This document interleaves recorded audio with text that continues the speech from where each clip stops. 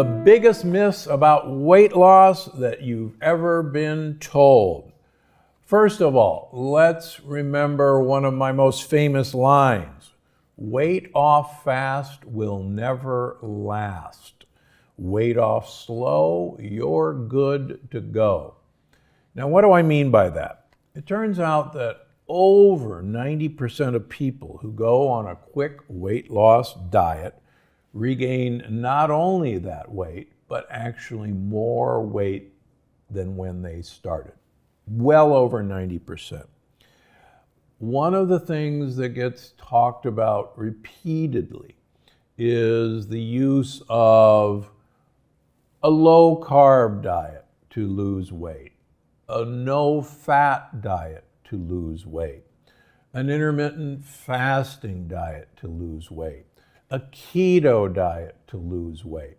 And you'll see a study of remarkable changes in a month, 6 weeks, huge amount of individual weight loss. And while all of that is true, when studies have been designed to compare over a period of time these various eating programs, it's almost like the tortoise and the hare.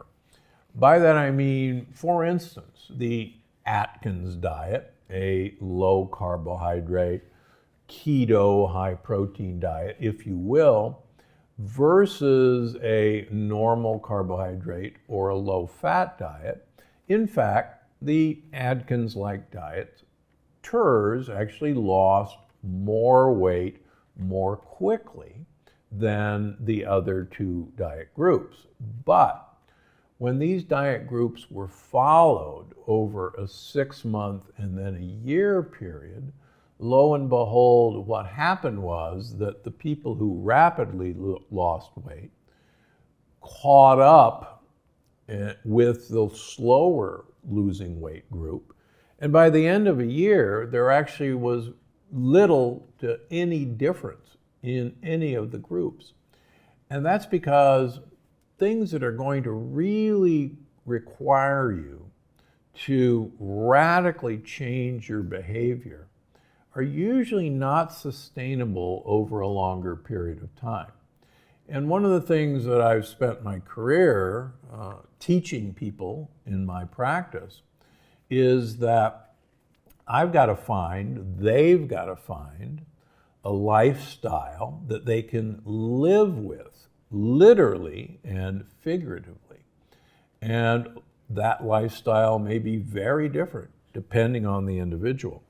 But beware of rapid weight loss schemes. It just is one of the greatest myths out there. Now, when I first lost all my weight over 25 years ago now, I joined a study coming out of the NIH looking at people who had successful long-term weight loss. And again, that's a very small percentage of people who lose weight. It's only about 5% of people who have sustained weight loss over many years after being obese. And the remarkable finding was, it really didn't matter what their eventual diet became, but the thing that was consistent across all the groups that sustained weight loss was that they had a sustained exercise program. And interestingly enough, it didn't really matter what that exercise program was, but it was an exercise program that they stuck with. And I think, again, so much of what I teach my patients is in exercise, number one, you've got to find something you enjoy doing. It's not something that you, oh my gosh, I've got to go do this because that's how I'm going to keep the weight off. Again, you've got to find something sustainable, and something sustainable almost always involves something that you enjoy. So you don't have to have a gym membership. And for the last 2 years, most people's gym memberships were useless because we couldn't go use a gym. You don't have to start lifting heavy weights. You don't have to do weightlifting. You don't have to run a mile every day. But all of these are great options. In fact, it really doesn't matter in the scheme of things what you do as long as you're moving your body. Now, there's some really good take-home points. For instance, I just counseled one of my patients yesterday who, it's now summer. They live in a community where summer is beautiful. And this particular individual, through the winter, has developed really bad insulin resistance. He's now metabolically inflexible. He's now teetering on diabetes.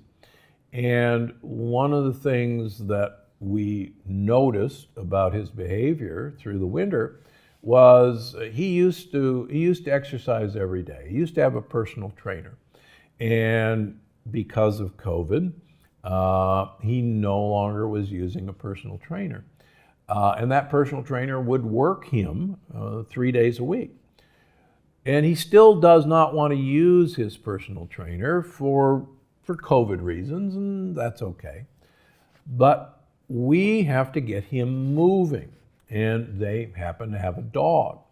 And so my prescription, as it is for many people, is this individual now has to walk his dog 30 minutes in the morning and 30 minutes in the evening. And interestingly enough, he has to walk the dog after not only the dog's dinner, but his dinner. And why?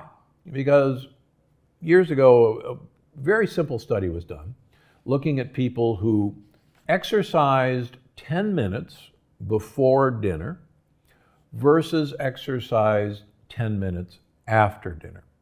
And they found the group that exercised after dinner actually lost weight, whereas the group that exercised before dinner didn't. And I won't go into the evolutionary complexities of it, but the point of all of this is take a walk after dinner if you do nothing else. I spend a lot of time in Europe, and European society in general walks after dinner. It's a part of the nightly ritual of taking a stroll. And using that time, you will not store the calories that you ate as dinner as fat, because your body assumes that you're off moving to the next hunting ground, and the last thing you want to do is take those calories and store them as fat. So we also know, as a general rule, that big city dwellers are much thinner than suburban dwellers because they walk much more distances coming from the subway or coming from a train station, walking to and fro their offices, walking to and fro lunch. Very different than suburbanites who, as most of us know, were never designed for walking. So, just start moving. As I mentioned many, many times before, people in the blue zones in general live in hilly communities. And Loma Linda, where I was a professor for much of my career, means beautiful hill. And walking up and down against gravity is one of the best ways to actually build muscle groups. You may recall in one of my books, I mentioned the famous Austrian study, where they brought people to a mountain and they divided the people into two groups. One group got to ride the cable car up to the top of the mountain and walk down. The other group had to hike to the top of the mountain and ride the cable car down. Now, needless to say, you would want to be selected, you'd think, as the group who rode up and walked down. And the researchers were convinced that, in fact, when they looked at muscle mass and calorie expenditure, that the group that rode up and walked down was going to be way behind the group that walked up and rode down. But what they found shocked them, but it shouldn't have. Walking against gravity uphill takes a lot of effort, builds a lot of muscle, but walking down against gravity requires huge muscles as a braking effect. And the take home of the study was it really didn't matter whether you rode up and walked down or walked up and rode down, the effect was equal. So how do you put that into play? Well, one of the easiest ways, if you happen to work in a building with an elevator, then take the elevator up and walk down. Or conversely, walk up and take the elevator down.